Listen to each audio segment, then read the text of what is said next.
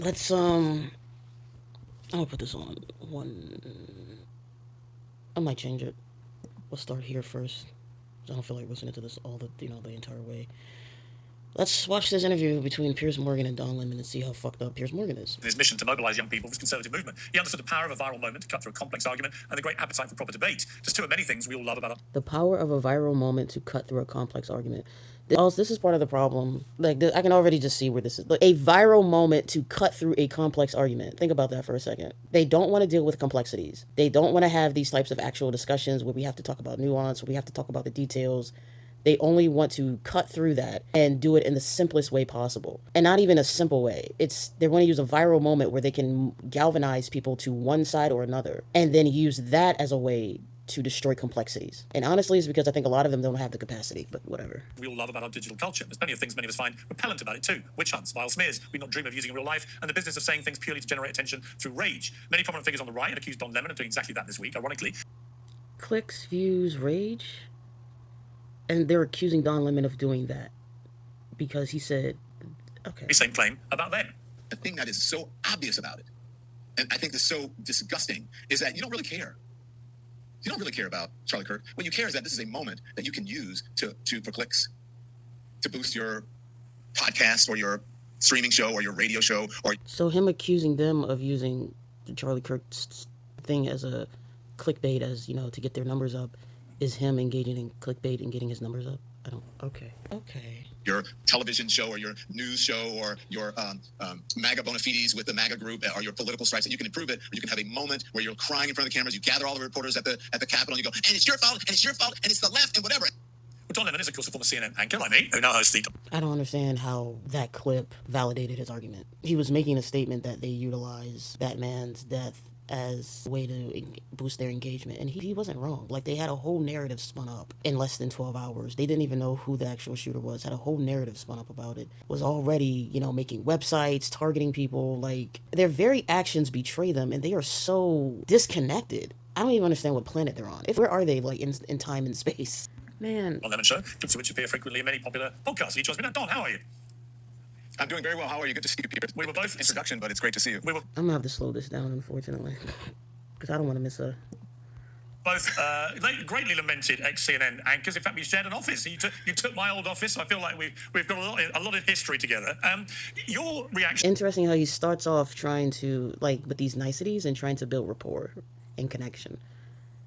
Because this is going to devolve. To Charlie Kirk's murder has stirred up a lot of anger on people on the right, particularly the clip we just heard where you talk about them not really caring about what happened to him and just reacting for clicks, crying for clicks and so on. I've interviewed quite a few people who are on the conservative right who knew Charlie Kirk well. I've not detected any of that myself. I do think that they were genuinely, utterly horrified by what happened. Do you not think that what you said there was insensitive?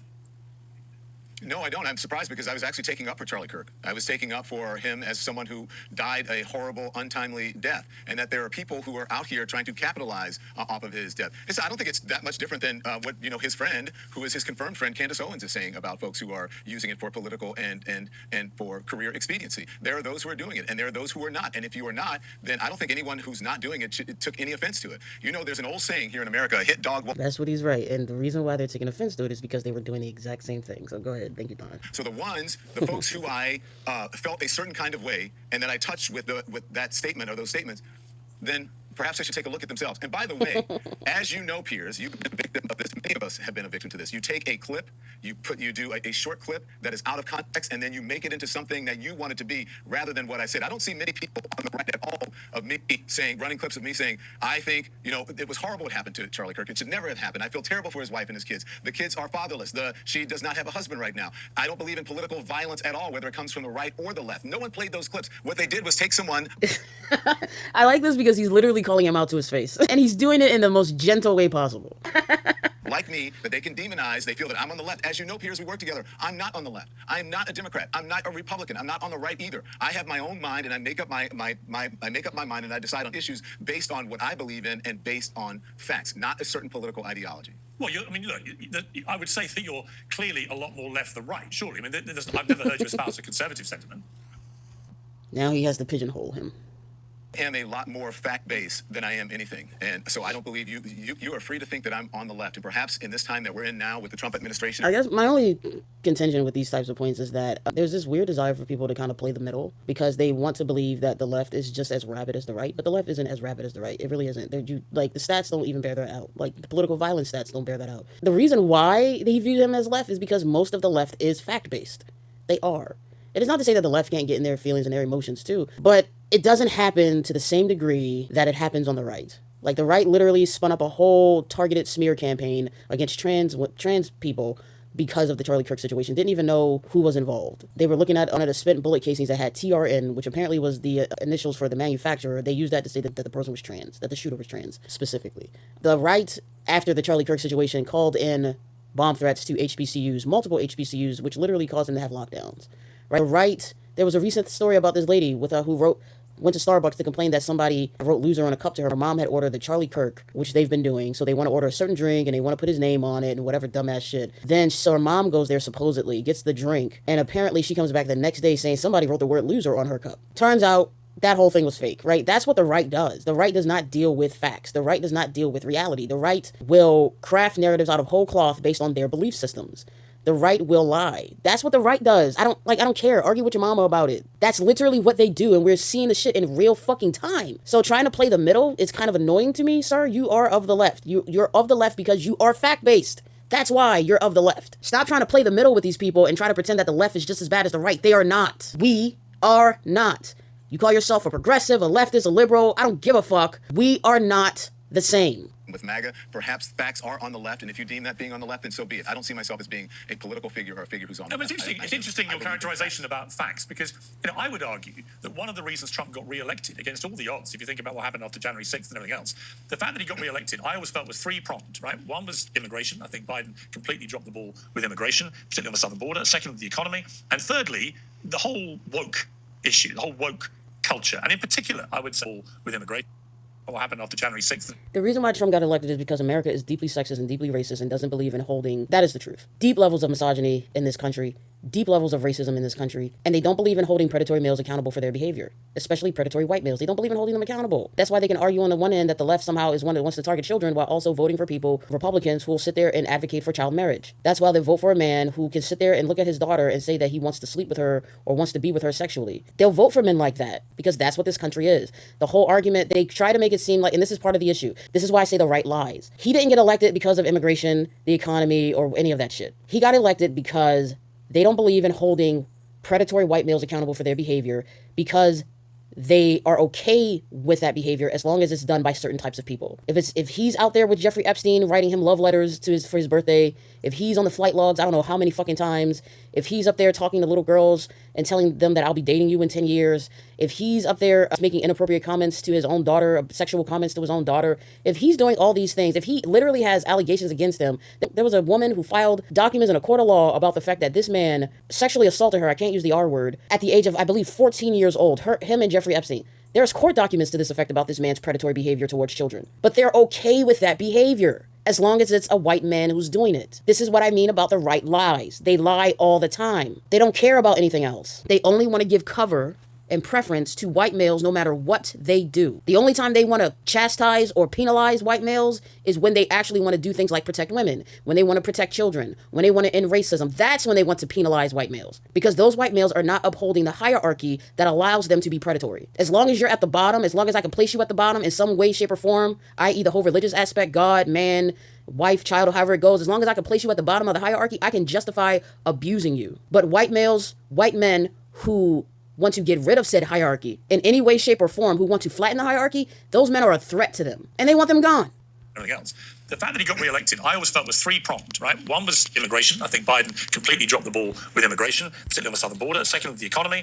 And thirdly, the whole woke issue, the whole woke culture. And in particular, I would say the issue, for example, of trans athletes in women's sport, which is, to me, if you're talking about facts, it is something that most Americans looked at and went, you know what, this is ridiculous. How can you deny biological reality? How can you go against scientific fact? So many would argue that it was the Democrats who lost track of facts and moved into Here's about the trans issue. And I'm just going to be honest with you. Some of you probably aren't going to like what I have to say about this. And it's not that I'm siding with the right in regards to this. There are certain biological realities that we have to deal with. And I do understand the argument of not having somebody who was born male, who went through male puberty, who transitioned much later in life after going through male puberty for only a year or so, and then allowing that individual to compete amongst people who are female. I understand issues with that. I genuinely do. I cannot deny the reality that males do have access to hormones and a hormone profile that allows them to grow longer limbs, have slightly larger organs, and more muscle mass. They are literally, on average, larger organisms, and that's just how it goes. Mass moves mass, right? Cool. The problem that I have with the right is that you can have these types of discussions and talk about ways in which to, and I think that's part of the issue. They want to use that as a way to be exclusionary because that's their mode of thinking. Their mode of thinking is always exclusionary. Like I said, they operate on a hierarchy. So whoever's at the top, like, you can't get at the top if you include everybody. You have to be exclusionary. I would argue we can find a way to accept that reality while also being inclusionary, i.e., how do we readjust sports in such a way that it can accommodate trans athletes and also ensure that sports remains competitively fair, okay? Like, you're not going to convince me, I don't care who you are, that taking exogenous hormones for a year after going through male puberty is going to somehow magically make it so that you are equivalent on a biological spectrum to females. You're not. I've looked at the studies and they're all over the place. And some individuals say you lose 5% of muscle mass after going through transitioning, i.e. taking exogenous hormones. Some say you lose 20% of muscle mass. Either way, you're still not losing enough muscle mass to make it so that you don't have an advantage over the females of your sport. You will have an inherent advantage if you go through male puberty. And to kind of highlight that, there was an instance of a woman beating a trans athlete. In that instance, the trans athlete had transitioned for some years, and they were on exogenous hormones for years, and that trans athlete was 10 years her senior. And in that case, she beat a trans athlete. It took the trans athlete being 10 years older than her and being on hormones for years for them to be at a somewhat competitive advantage to the point where she was able to beat a trans athlete. That is what it takes. None of the studies that I've seen show that when trans athletes are on hormones for a year or whatever, that they magically somehow become equivalent to women. I don't see it. When you adjust the sports so that it can accommodate trans athletes, you're also including people who are intersex. Because I also don't think that runner, I keep forgetting her name, is Caster something. I forget her name. But there's this intersex athlete who was effectively born in a way where she has higher levels of testosterone that are equivalent to males in her system, but, culturally she grew up as a woman. So that's where she competes. She literally has to take hormone suppressing agents in order to get her testosterone levels down to a level that makes her competitive with the women. I don't think she should have to do that. And I think the reason she has to do that is because the sports have not accommodated those types of athletes by creating categories for them to be competitive with other people, whether they're male or female. And I think that's part of the issue when it comes to this whole issue around sports is about making it more inclusionary, not trying to force people into a binary. And that's part of my problem with the right and the left. The left wants to do inclusion, i.e. you can now call yourself a woman and you can compete amongst women. And it's like, no, you can't do that while ignoring the reality of biology. You're doing inclusion in the wrong way. But they don't even want to do inclusion. They just want to completely exclude people. And I don't believe that's the case. I believe the happy medium is to have it in such a way that sports adjusts itself with more categories and maybe even reevaluate how we do sports in general. Maybe instead of doing sports based on like weight and sex, maybe we now need to start looking at hormone profiles. And maybe that's how we need to start stratifying sports, especially when it comes to things like the Olympics. Like, maybe that's what we need to start doing. But for whatever fucking reason, people don't want to think outside of the box, and it's kind of frustrating. So yeah, anyway, let's just see where he's going with this. Surreal place where they were trying to deny stuff, which most Americans went, well, that's ridiculous. Yeah. Look, I would not qualify it the way that you're qualifying it. I do believe that you have a point about the Democratic Party not understanding the moment that we're in, that America's in right now. As far as trans athletes, I think that was, although I understand to certain people it is a big deal, it is such a minute, small percentage of the population, and the trans athletes that are actually in schools and that are competing in competitions. It's so minor. It affects so few Americans. And this is the other issue that I have with that particular argument, because to me it's inherently sexist. Like, these trans athletes who are in these sports, right? They are going to be competing against women. Some of them are competing against men, but we don't hear about it that much on the male side.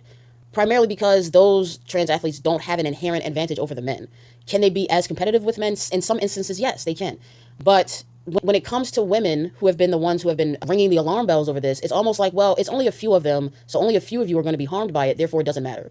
I don't like that argument. To me, it's inherently misogynistic, because it's literally designed to ignore how the women are feeling and to place them into this box as if somehow they're big meanies and how dare you. And it's like, girl, like, no, I can't keep doing this with y'all. I don't like that argument because it feels like it's utterly dismissive, especially to the women who are complaining about this, and it's because of the misogyny. So can the left be misogynistic as well? Yes, and in this instance, that's what I see. And it doesn't matter whether they're male or female, man or woman, there are elements of the left who will use the same argument as you know, to be dismissive of women who are complaining about this, and I don't like it. Now, does that mean that those women need to run to the right who are insanely misogynistic to try to get there? Like, no, I would never, despite the fact of my viewpoints on this whole trans issue, I would never fucking run to the right. I can't.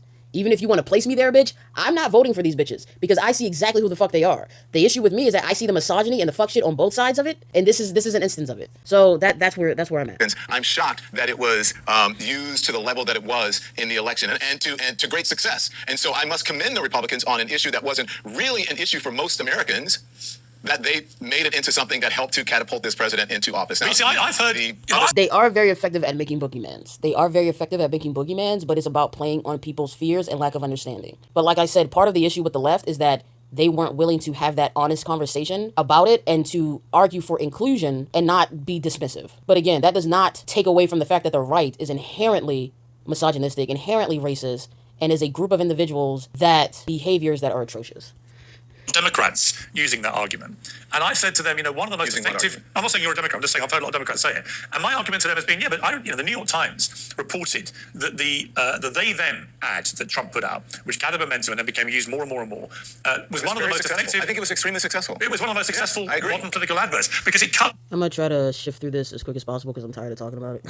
Sorry, I don't want to the point, I think, again, about common sense, that most Americans, actually, maybe they don't have it in their top 5 things they care about. I would absolutely accept that. But when you actually ask them, do you think this is fair? Do you think it's right? Do you think it's equal? Do you think it's good that women's rights would be eroded? They actually then do get quite exercised about it. But the people who are making the argument about women's rights don't give a fuck about women's rights because they're literally working to take away rights from women as we speak. The same people on the right who say they care about women also don't want women to vote. So there's that. This is what I'm saying. The right is inherently worse than the left. Whatever issues you have with the left, not nearly, whatever issues you have with the left or I have with the left, not nearly as insane as the issues on the right. And welcome, we give us some breaking news. Woke is dead. The war on common sense is officially over. Cancelled celebrities are emerging, put in jail. Virtues. Problem with the whole cancel culture, them bitches were never canceled. They were still making money. They still had their audiences. So how the fuck were they canceled? It wasn't cancellation that happened to them. It was basically a group of people saying, all right, we are going to point out the fact that you're full of shit. We're going to point out the fact that you're engaging in harmful rhetoric that's designed to divide people. That's designed to make people categorize people as the other.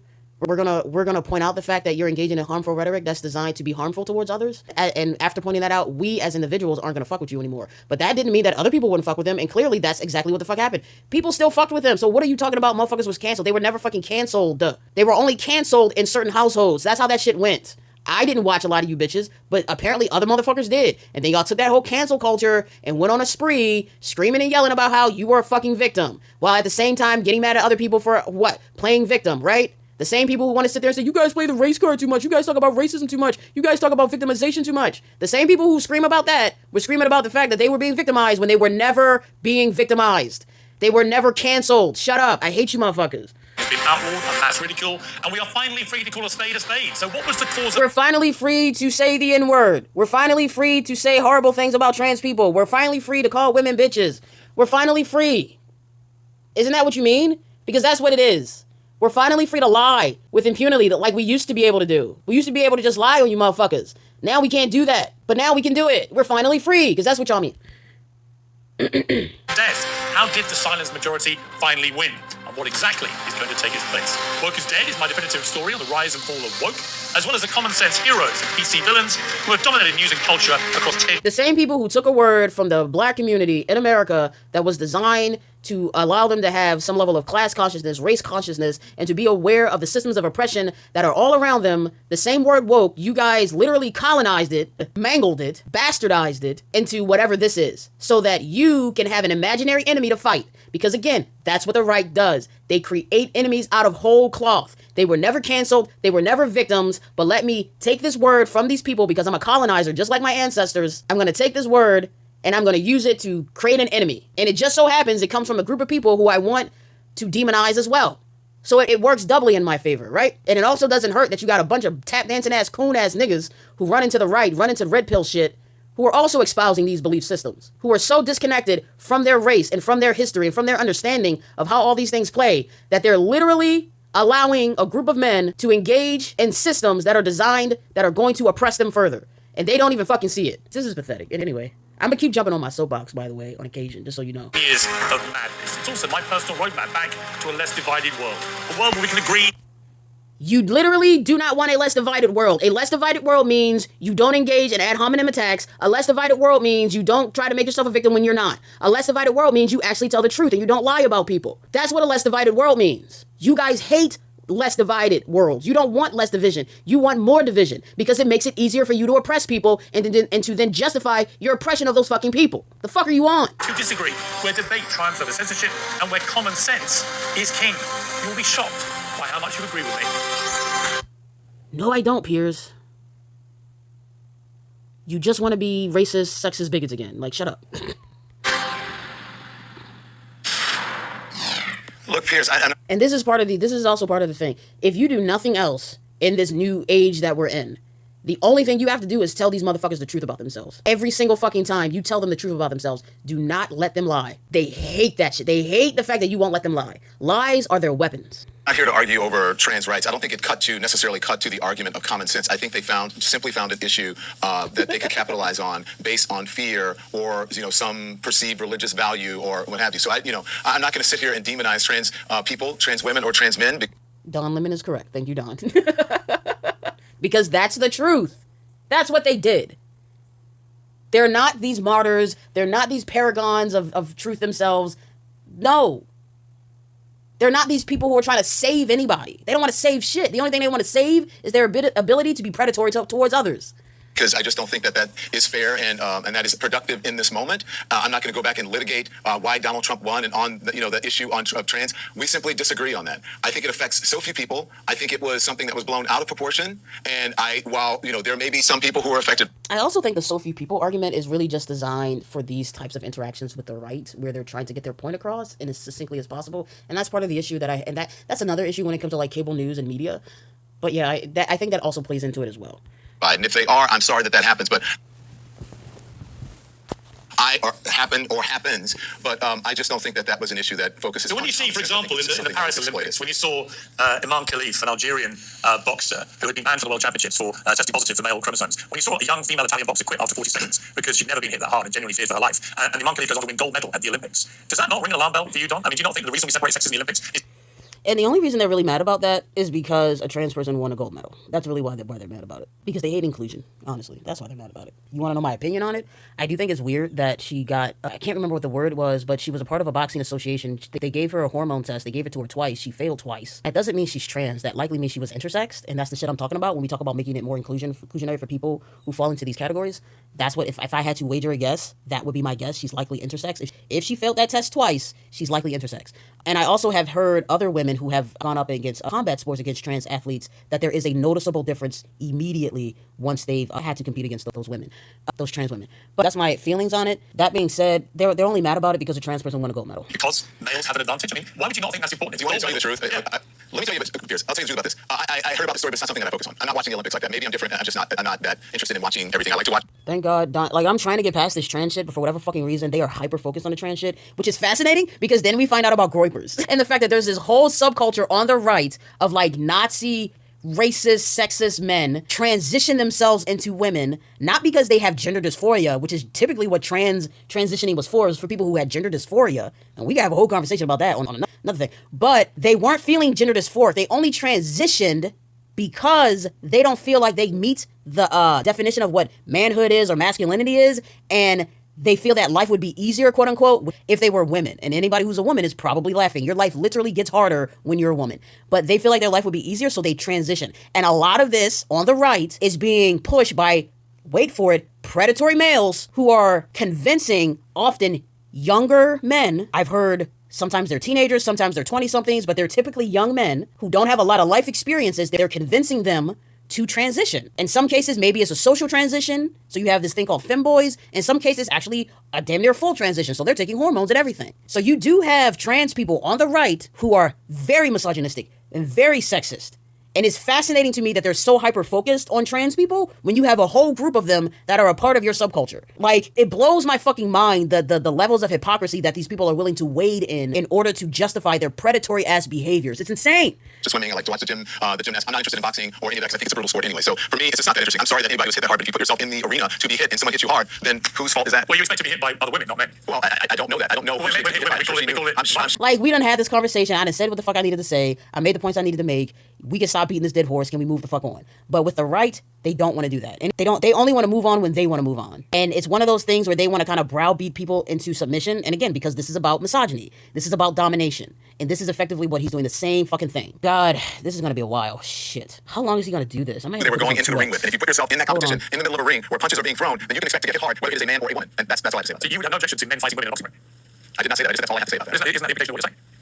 No, I said in many different ways. That's all I have to say about that. Right. But I was trying to clarify what you just said about boxing. Are you saying it's okay? I have been very clear. That's all I have to say. I think I've been very clear to you. That's all I have to say about it. He has been clear. He's telling you, that's all I have to say, and I want to move the fuck on, please. Let us move on. And here goes Piers, because he's a misogynistic ass man who wants to dominate, and he has to browbeat him on an issue when Don is basically saying, I don't care. They're always looking for competition. They're always looking for a fight. And I don't understand always wanting to be in a mode where you constantly want to be aggressive and you want to fight and you want to argue. Don, and it's kind of funny. Hold up, let me see what the ages are of these two dudes. Hold on. Bro.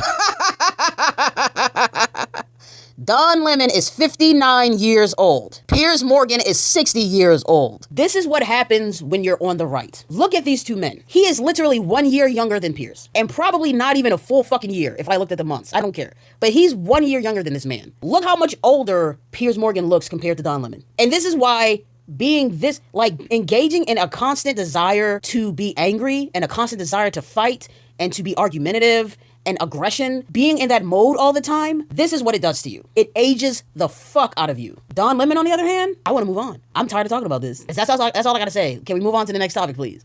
I don't want to argue anymore. Look at him, just young, healthy. Like, this is insanity. No, just start with what I think I just heard, which is you seem to think it's okay for men to hit women in a boxing ring. Is that what you said? I don't think it's okay for men to hit women anywhere. So why would you go in a boxing ring? Well, again, I didn't say it's okay in a boxing ring. I just said that's all I have to say. It's okay for men to hit women. So then it sounds like you agree with me that biological men should not be competing against women in a boxing ring. Here's another hard question. I told you that's it. I'm not answering your question. I'm not agreeing with you. I'm not saying it's a gotcha question. I'm just saying that I'm done with this particular conversation. I don't think that is productive. I said what I said, and I'm not changing it. I don't agree with you. That's it. But if you were doing your own show CNN, you would have listened to your own response and gone, what exactly do you mean by that? I probably would say, okay, that's what you said, and then I would move on. Okay, we'll move on. You criticised the MAGA right for turning Charlie Kirk into a Nazi. You said, if a black man on the left went around saying what Kirk said, the right wouldn't consider him a hero. It's an interesting point. Let's take a listen. Jesus Christ, it took forever. Saying white women do not have brain processing power and are stealing jobs from black men, the right would fucking lose their minds. Mark Lamont Hill, Roland, Michael Eric Dice. Let's say these brothers, or Bakari Sellers, or someone like that. If they went around saying some shit like that, they would be canceled immediately. They would be fired. People would scrub them from their whatever business that they work for. And that's another thing about cancel culture when it comes to the right, especially white men. The reason why they can't really be canceled is because they control the levers of power and the access to power. They just do. That's just the nature of the system that we're in at the moment. So they can never be a fully 100% canceled. The instances of the individuals who've been canceled, they've likely gone to jail. And even still, they're probably going to get out of jail and some white man's going to give them a job.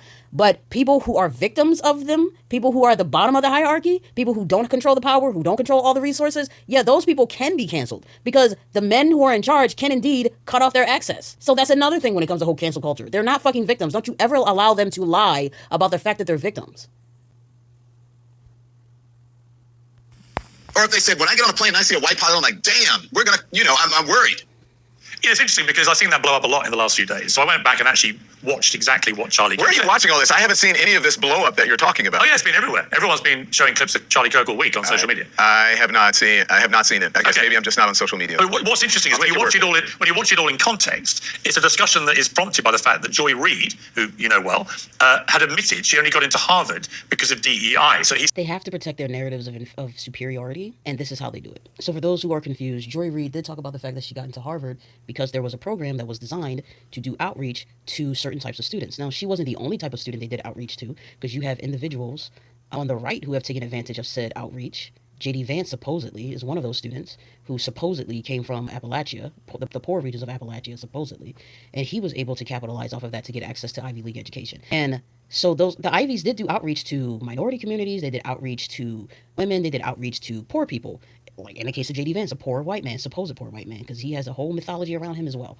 So the Ivies did do outreach to those groups, but they didn't lower their standards when they did it. And that's part of the issue that white men are having. Many of you can get access to these institutions without actually having to be exceptional. Many of you can get access to these institutions while lying. We literally had a whole thing some years back where a couple of our favorite TV moms got caught up because they went to this man who effectively lied. Again, lies are their weapons.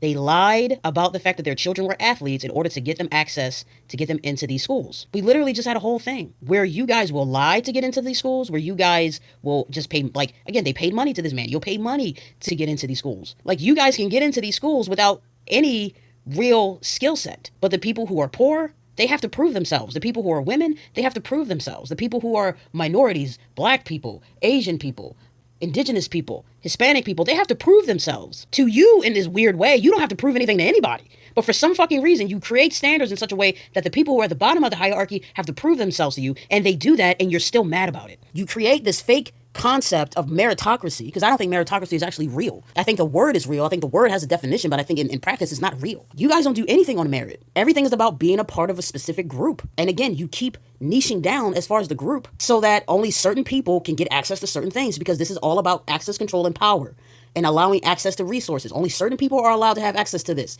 You can't get in. So all of this is designed to protect this narrative around superiority. And it's really designed by a bunch of people at the top to make a bunch of people at the bottom, because these are poor white men that they're pushing this message to make it seem as if that these poor white men have a shot. No, the fuck you don't. Honestly, once, and the sick part about it is, once the people that you want out of the country actually leave, oh, bitch, you are on the fucking menu. You're on the menu. And the sick part about it is most of you don't even fucking realize it, because you actually, for some reason, believe in meritocracy. You think it's real. It's not real, you dumbass. So him having this discussion about how they don't have the brain processing power, they had the brain processing power. They have the brain processing power. Because in order for them to meet the standards of meritocracy, and I'm putting all that shit in quotation marks, for these white men to let them into their groups, to let them into their schools, they had to prove themselves to these racist ass, sexist ass white men. They had to. Even the poor white men had to prove themselves to these classes, discriminatory white men. It's annoying to me. It's like their context isn't even correct. And it's because, again, they create fantasies out of whole cloth. They create alternate realities that don't make any fucking sense. All in the context of her revealing that, and which I think changes the impact of what he was saying. He wasn't just coming out with this. He was saying that it's almost like they think that if I can justify my bigotry, that it's okay. So I'm going to give you this story that I don't even fully understand myself, because Charlie Kirk didn't even graduate college. He dropped out. He tried to get into West Point. Apparently he couldn't even get in. He couldn't meet the standard, and said, okay, I'm going to take this one thing that I don't fully understand. And even if he did understand it, he just said, I'm going to lie about it in order to push my own bigotry and hatred. Because that's who he was. There's Joy Reid admitting that she only got into Harvard because of DEI. He took his glasses off. What's your question? So my example of him just unilaterally saying black women don't have the brain processing power. Again, in their minds, as long as they can justify their bigoted, hateful ass statements, their discriminatory, harmful statements, it's okay. And they use the hierarchy to justify it. The artificial hierarchy they created to justify being harmful, discriminatory, and bigoted. That's what they do. And so on. But when you actually watch the whole clip in context, that's not what he said. You were making my point about the clip before, and which is the same point about the clip now that you played of me, where the context is explained, which is he was talking about not only Joy Reid, Sheila Jackson Lee, and Ketanji Brown Jackson. And it wasn't DEI that they were referring to. They were having discussions about affirmative action and about qualified people, qualified women of color who were offered opportunities or given opportunities that they may not have been given if it were not for affirmative action. Nothing to do with diversity, equity, and inclusion. And so what he said, and I watched the clip, he said that what they were admitting to is that they were somehow a DEI hire and so on, and about brain processing power. I would suggest that you go back and listen to the clip that clip in context of what he was saying. He clearly said what he said, and I guess because of political ideology or because of bias, people are trying to interpret it and make it into something else. That is not what he said, okay? He was very clear about the brain processing or lack of brain processing power for black women, or for those black women. With Charlie Kirk's death, a lot of people on the left have come out gleefully celebrating what happened. A lot of people have been posting stuff on social media, very happy. And they've turned out to be teachers, professors, No, they haven't. The majority of people don't give a fuck. Have people been laughing at it? Yes. And it's not even about laughing at it to laugh at him. but to laugh at the concept of death. It's about it to what they're doing is they're giving the right a taste of their own medicine. It's about returning the same energy that these people have put out over decades when it came to other people who were harmed in the streets. We talk about the Trayvon Martin, George Floyd. I'm sorry, I forget that young woman who got harmed, who got killed in Charlotte. Hold on.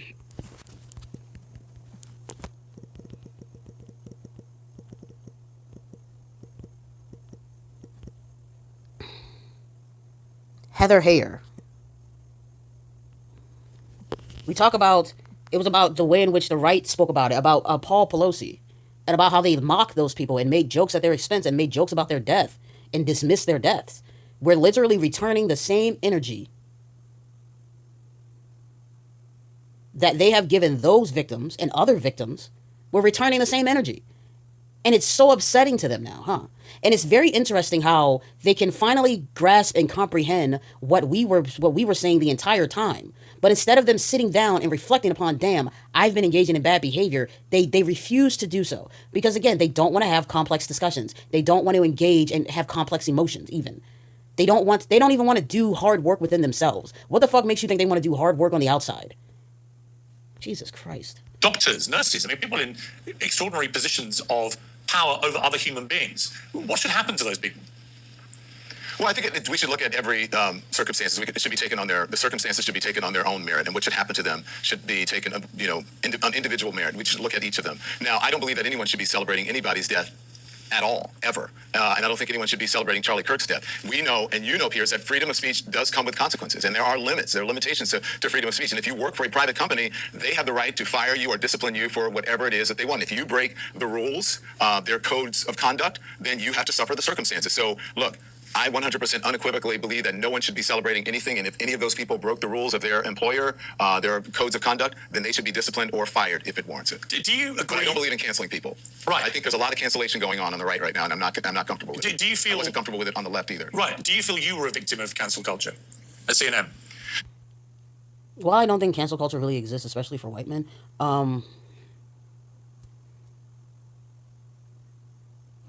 Yeah, I don't care. I don't think I'd look at everything as an opportunity. Probably yes. I'm sure that I was a victim of cancel culture, but I would say mostly on the right for cancel culture. For those who don't know what I'm talking about, this is what led to you leaving CNN. Let's take a look at the clip. She says people, politicians or something are not in their prime. Nikki Haley isn't in her prime. Sorry. When a woman is considered to be in her prime in her 20s and 30s and maybe 40s. What are you talking about? That's not This was just misogyny. Like, this is just, like, Don Lemon at the end of the day is a man. And misogyny is just, it's unfortunate, but it's just the reality. Unfortunately, that's just what according to me. Prime for what? It depends. And it's just like prime. If you look it up, if you Google when is a woman in her And that prime shit is very, very red pill coded, by the way. prime, it'll say 20s, 30s, and 40s. I don't necessarily. 40s, so I got another I'm not saying I decade. agree with that. So I think she has to be careful about saying that. When you watch that, Don, I happened to be watching that live, and I was like, "Whoa, what did you say?" If you had a do-over, would you say that again? I mean, what led you to say Okay, that? Piers, let me just say this. I'm going to answer your question, but just so the audience knows, and I hope you don't cut this out. When I asked you what subjects you wanted to talk about, you know what you said? Now he's going to go in on them, which he should. Because effectively what's happening here is he's trying to use this as a way in which to target and to smear and to dominate John Lemon. Because, again, that's what he does and that's how he thinks. To me, you said, I want to talk to you about freedom of speech in America and the response to Charlie Kirk's death. Yeah. Not once did you mention that we were going to talk about CNN or whatever. So, and had I known that, I probably wouldn't have accepted this interview. You have invited me on many times, and I tell you, Piers, I know you. I would come on your show, but I don't do panels. And so when you said I'm not going to be involved in the panel, I agreed to come on your show. But I thought you would also stick by the subjects that you told me that you were going to talk Just about, to be clear, rather than try to Don, ambush me with Don, something. Again, lies are their weapon. To be clear, So, you and I yes. haven't. Well, Don, just to be clear, you and I haven't had any conversation about your appearance here. You're talking about my team talking to you. Yeah, no, and I saw you, Piers, in a restaurant, and I said, hey, Piers, good to see you. I Yeah. would come on your show, but I don't do panels. Right, And I you're said not the same on a thing to your panel. bookers. There's only one And of so you, when Don. I asked you, and right, okay, and so, yes, and I said that's why I agreed to do it. But when you asked me, or when your team asked me what subjects, and I asked them 2 or 3 times, I have the text messages, what do you want to cover? Yeah. Not once was CNN mentioned. So I don't appreciate being ambushed, but let me answer your question. Hang on 1 second. Don, Okay? Don, hang on 1 second. Let's just be crystal clear about what's just happened. You brought up the subject of cancel culture. I asked you, did you feel Did he bring up the subject of cancel culture? Because I feel like Piers brought up the subject of cancel culture. Piers brought up the subject of cancel culture. Piers literally had an entire advert, if I recall correctly, about him and his fucking book, which was about ending wokeism. A part of which is the whole concept of cancel culture. And he talked about it. Like, am I insane? And this is another tactic that they do. They throw so much shit at you that everything kind of gets jumbled up, where if nobody can tell which way is up anymore, they can just, again, they can lie. You brought it up, so I'm talking about it. No, sir, you brought this up. You were the one who kept talking about it. Even if he didn't bring it up in the most direct way, because they love to do that shit. Well, I didn't say exactly that because that's what abusers do. They gaslight their victims. Well, I didn't exactly say that, but no, you hinted at it, you danced around it, you inferred it, and you talked about it so many different ways without saying exactly those words. We know exactly what the fuck you meant, so you brought up cancel culture, you lying sack of shit. Your departure from CNN was an example of that, and you answered the question. And I think it's perfectly reasonable. And I answered the question. Perfectly reasonable in that if you said to me, I don't want to talk about it, fine. No, but no, sorry. You said what you were going to say. By the way, we disingenuous. don't. Again, he wanted to have a genuine conversation. He wanted to stick to certain topics. He was willing to do that. And here comes Piers, who needs to be argumentative. He needs the argument. He needs that energy. He needs that negativity. In a weird way, they feed off of it, but it's also consuming them. Because look at it. Again, Don Lemon is 59. Piers Morgan is 60. Jesus Christ. I don't like arguing like this. I'm not going to get into an argument with you. Piers, I think that's completely disingenuous. And I think anyone watching that... What are you talking about? And so if you will allow me, please... What are you talking about? Okay? Did you invite me here to interrupt me, or are you going to let me... I think you're being a complete dick, if I'm honest with you. Okay. I do. Well, that's very kind and respectful. So keep in mind, he called him a dick. How did Don respond? He chuckled. Keep in mind.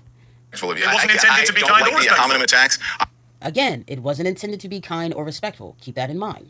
I could respond in kind. You can say what you like about me. I think that I am. You can say what you like about me. I don't care. Okay. I think that I'm above that. I'm not going to do that, Piers. That's not who I am. I don't understand why you're playing the victim card when you yourself mentioned cancel culture. Because Piers... Oh my gosh. Okay, hold on. Let me do this. What are you going to do? Read out my team's messages to you? Piers? It should be embarrassing. Yeah, I can read out the team messages to you because what are you prepared to talk about? And you know that. I'm prepared to answer your question, and then I'm going to move on. I told you I'm prepared to talk about Charlie Kirk's death, the response to it, and cancel culture, and and freedom of the press, and freedom of speech. You weren't prepared to talk about cancel culture, or you were? Unless you... No. I'm not prepared to talk about cancel culture. Don is setting up his boundaries, and Piers constantly violates those boundaries because he doesn't think he has to respect Don Lemon. He doesn't think he has to respect him. So he will constantly violate that man's boundaries. These people are like energy vampires. Like, they're sucking culture. But that is, my God, Piers, could you stop interrupting me? No, really, you're kind of exhausting me. It's ridiculous. He's exhausting you while you're literally on the attack against him. And we can literally, if anybody's being exhausted, we can literally see it in Don Lemon. But again, he tries to flip it because, again, he has to be a victim because he needs to lie. Why would you react this way? It's perfectly normal. Obviously, if you mention cancel culture, obviously it's rational and logical that I would ask you whether you felt what happened to you at CNN was that I played the clip and then you throw it in. I've given you a moment, enough. I've given you your moment. I don't want a moment. This is going to go viral, so please. Yes, you do. He needs to justify his lie. Oh, well, it's perfectly rational that I do this. That I violate your boundaries is perfectly rational because you brought it up, even though I'm lying about the fact that you brought it up because I want to violate your boundaries and harm you. Like, Jesus, wow. It's just, see, everything they do is about trying to harm and hurt other people. And this is how they live their fucking lives, man. Otherwise, you wouldn't do this. Otherwise, you would be a respectful journalist and host. And I don't think I'll take lectures on being a respectful journalist because you want a moment. Oh my gosh, Piers. I won't. I can't even hear because there's a delay and you keep talking. And I mean, what do you want me to do? Like rip the earpiece out of the mic and run off so you have a moment? No, I don't care. Are you going to let me answer the question? Are you just going to keep? Yes, Don, he does want you to rip the earpiece off and run away. He wants that so bad. Pillaring me with questions. I don't know why you've done all this weird rant. I don't understand any of it. Why have you done this weird reaction? I simply asked you about whether you felt your departure from CNN was, in your eyes, an example of cancel culture. I played the clip. Piers, and I then said, when you watched it back, do you really understand what you were saying? This is why I don't do this, but you're embarrassing yourself, Piers. Actually, you might be embarrassing yourself, though. He's not. Oh, my God. Okay. Yeah, you might be. Have you thought of that? You're a journalist. You want to talk about a story, a massive story that involved you? Piers, can we move on? You let me answer the question, then we can talk about the things that you invited me on. Why don't you just answer the question to start with? And we've gotten so far away from what you wanted me to answer that we're off into la la land. So let me say something about that. The clip that you played had nothing to do with me leaving CNN, okay? And unless you know something that I don't know about me leaving CNN, then you should tell me about it. It had nothing to do. I worked there for months after that, so that had nothing to do with it. And so, and I forget the other thing that you were asking me about in that clip. But I asked you when you watched the clip back, if you could explain what was going through your mind. That's all. Thank you. I think the key phrases in that clip, if you want to be honest, and I want you to listen to it, is that I'm not saying that I believe that. That's not according to me. What I was speaking for there is how society treats women. And someone like Nikki Haley should know that women have been discriminated against for centuries. She should be more careful than to say something that discriminates against older people. That's right. it. And so people took that out of context. No one puts in whenever they write about it, that I said, I'm not saying that. I don't believe that. I said that very clearly there. So that is not the reason that I was let go from CNN. And so again, unless you know something, then, go ahead. Well, as you know, it was widely reported that was. So what was the reason? Don't believe everything you read. What was the reason? I don't know. You don't know? No. But it all happened after that incident. You know that? Months after, like you said. Well, Piers, everything happens after something. I don't understand what your point is. Well, my point is, I think it's quite newsworthy. If you say it had nothing to do with that, then it'll raise the obvious question. I don't think it's newsworthy, Piers. That was 3 years ago. It's not newsworthy. That news means something that's new. This isn't new. Right. That was 3 years ago. That's okay, it's the first time about it. You are free to be able to read the interviews that I read. You're free to read the statement that perhaps your folks should pull up the statement when I left CNN, and that can explain to you what happened. So this is nothing new. You just told me you've no idea why you were let go. I'm doing something completely different, and so that's that. Rob, you just said you've no idea why they got rid of you. I did. So how do you know it wasn't to do with the clip we just played? I just said that. I just answered your question. Now, what else do you want to talk about? He does What do you not want to talk about, Dom? He does not want to give him his energy. The subjects that you invited me on to discuss, Piers. I thought that included free speech and everything around that. I know you're loving this viral moment. I just think that you're I don't think you understand me at all. I don't got nothing against you at all. Yeah. Never have had. He can't stand this man. Get the fuck out of here. Get the fuck out of here. Like, why are you going to sit there and lie to this man's face like you genuinely... Oh, I don't have anything. Yes, you do. That's why you're so antagonistic. That's why you're so argumentative. That's why you're constantly trying to violate his boundaries. That's why you lied to him. That's why. I don't understand you, Piers. I worked with you for years. I know more about you probably than most people who are watching this program, and a lot of the people who are working with you. I worked with your staff. I inherited your staff at CNN. I know way more about you than I would care to know. I know way more about how you do business and how you approach journalism than I care to know. I've not been on anyone else's show. I don't want to be on anybody's show. I don't want to do panel shows. I don't want to argue with people about things that are inconsequential. What we should be talking about right now is how to keep what happened to Charlie Kirk from happening to anybody else. That's where the conversation should be. But instead, you're trying to get a moment. You're trying to make some news out of something, but go ahead, have your fun. But we should be discussing something that is productive to the American people instead of you going into the garbage and trying to find something that will, give you a moment, or that you will, get a click out of it or more viewers for your program. You sound very bitter, Dom.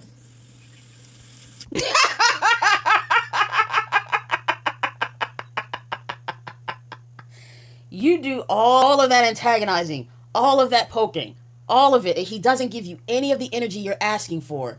And then your next response is, you sound bitter. Don Lemon has literally been cool. He's been pushing back, but he hasn't been aggressive. He's actually been trying to, disengage. You pull up old clips of him. Like he said, Don apparently saying you're effectively, y'all keep talking about context. You're taking things out of context to try to craft a narrative. Because, again, all they know how to do is lie. He's doing all these things to avoid all of this anger and all of this animosity, and you still have to try to poke him. So you call him bitter. Sir, he is not bitter. You are. Piers, are you kidding me? No. Bitter. I'm the happiest go lucky person ever. I'm just exposing your and that's why he looks so much younger than Piers Morgan. Your hypocrisy and how you lied to me about what you wanted to discuss. I've never talked to you about this interview at all. You don't have conversations with your producers? So your producers lied to me, or you're not that involved? You've omisted one of the subjects we wanted to talk to you about. You're not that involved in the editorial process of your own show, where they don't convey to you by your own admission what you are. You know what, Don? What the guest is going to talk about on the program. You obviously expected You're not that involved in the editorial process of your own show that you don't know that. You've already admitted that one of the subjects was free speech, and yet here you are getting enraged about me.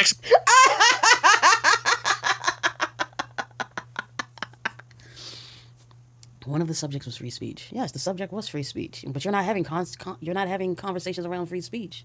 You're having conversations around cancel culture, which is an entirely different thing. Because in your mind, free speech is the ability for you to say anything bigoted and harmful towards another human being. That's what free speech means to you. But you don't want to have that conversation. Free speech means something entirely different, even in the concept. Right? We can have a conversation around free speech, but you don't actually want to have a conversation around free speech, because that means that you would actually have to listen to and respect the speech of others. And that's not what this is about. This is about you guys' supposed victimization of your inability to be harmful towards other groups of people, and people calling you out on it, and then supposedly you getting canceled, but you're not. It's so fucking weird. They're so fucking weird. It's not about free speech. But listen to what he's saying, right? This is a British man who's looking. At no point in this conversation can you say that Don Lemon has been enraged. At no point. If you think he's been enraged, I don't think you know what rage is. But look at the white lies that this man is engaging in, because we've seen this shit play out in America, where white people will sit here and lie about a black person, black men, and say that they're doing something that they're not fucking doing. And it's primarily because you're not allowing me to have my way. You're not allowing me to get away with the lies that I'm spewing. You're not allowing me to disrespect you. You're not allowing me to walk all over your fucking boundaries. And because you're not allowing me to do the things that I want to do to you without any consequence, without any pushback, I'm going to sit here and say that you're enraged. And I'm going to weaponize that against you. I'm going to weaponize my ability as a white man who has power in the system to lie about you. I'm going to weaponize that against you. Exercising my right to free speech to ask you a few questions. Piers, I'm not enraged. I'm not enraged at all. I think this is kind of funny. I'm not enraged at all. I mean, it's kind of exactly what I thought. Like, hey, I don't want to go on the Piers Morgan show because of the spectacle of it all. And so that's confirmation of that. But I'm Look at his fucking face. Look at his fucking face. He called his show a spectacle. Piers is pissed. And the thing is, you can see the rage behind his eyes. White men like him are very good at hiding it, but they betray themselves on occasion. And it's very small, but it's there. It's there. If you're able to read people's faces, you can see that man is pissed. White men like him are able to control their emotions a lot better than the other white men who they deem to be beneath them. But he's mad because Don is telling the truth about this man, and it is pissing him off. Which is why I said it before, and I'll say it again. If you do nothing else, all you have to do is tell these people the truth. Don't you ever allow them to fucking lie. The truth is what pisses them off the most. He is clocking his behavior in real fucking time. He can't fucking stand it. glad you got this moment. This is a moment for me as well. That's going to play out on social media. It's going to be good for me too. So go for it. What moment do you think we've got? You know what we Piers, got. Come on. Come on, I don't know what you mean. Come on, let's do something that's more productive than that. Honestly, when you do Won't this, give when him you say anything. I'm into journalism, you do this, or like it's not journalism, you've taken a big high moral ground Piers, about. Hang on, I'll ask you a question. I am You've taking taken a high ground. Piers, you should know better than anyone where this conversation should be going, especially since you understand what happened.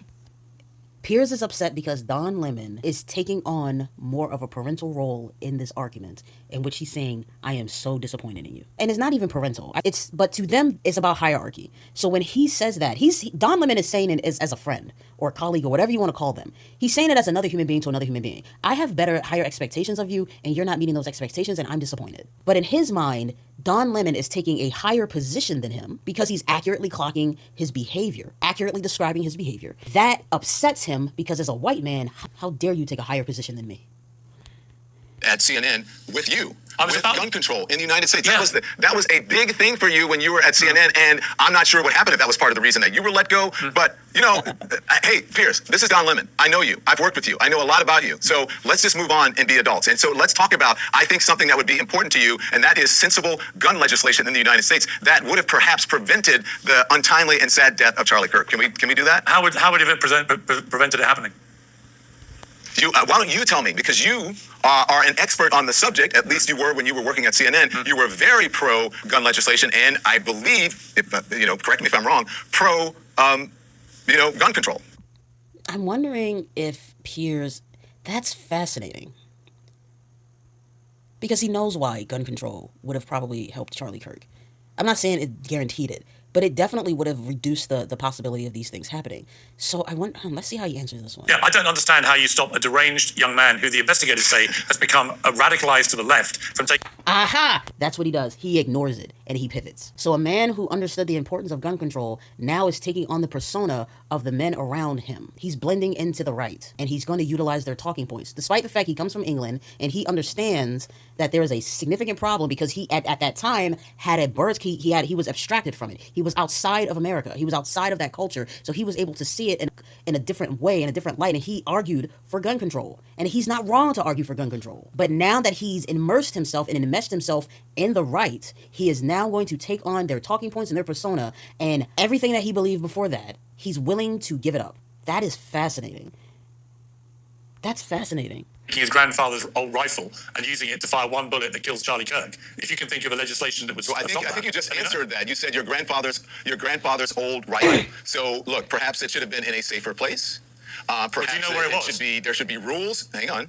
There should be rules as it relates to people, young people in the house who can have possession of guns. There are a whole lot of things that we can talk about as it relates to sensible gun control the and parents rules should be and held laws accountable around for allowing guns. their child And to have so, access to you know, guns? I don't know the circumstances in his home. I do know that it was a conservative MAGA family, a gun-loving family, and so perhaps if we didn't have more guns than people in the United States and our gun laws weren't so lax, perhaps we could prevent a whole lot of these deaths. You know, you're in the UK, all over Europe, all over different continents and different countries in the world. Everybody has mental health issues. Everyone has problems. But you know what they don't have? As easy access to guns as Americans do, and as many guns as Americans do. And so that is the only difference in this. And so to me and to most sensible people in this country and all over the world, it seems to us and me that perhaps if we got a handle on that, we too could be like England. We too could be like Ireland. We too could be like Italy. We too could be like even countries that are not a part of Europe. We too could be that way. And do you think that one of the reasons why this shooter killed Charlie Kirk was because he didn't like his opinions? If what law enforcement said about if the text messages or if that all comes out in evidence and they are true, then yeah, I think he's given his reasons. I think he gave the reasons. He didn't like what Charlie Kirk stood for. He didn't like what he said. I don't believe that's a reason to kill anybody or shoot anyone. But if this is true, he has admitted to that. Okay. And finally, Don, we started this, just to be fair. You said you don't like the way that the MAGA crowd have reacted to Charlie Kirk because they're doing it just for clicks and stuff about somebody's death. And yet, some of them. I said some of them. Okay. I said some of them, not all of them. Which ones in particular are you thinking of? Well, if you go back and watch the Don Lemon Show on YouTube, or if you watch Don Lemon on social media, Nice job, you will Don. find I mentioned certain people, and you can find it there. So you object to clickbaity headlines about people and death? Do I object to what? Clickbaiting headlines about people and death. Not necessarily. I think that's part of our culture. I think it's part of our culture, and I think it's Is it something you a ever do? byproduct of. I want y'all to look at this and I want y'all to look at that.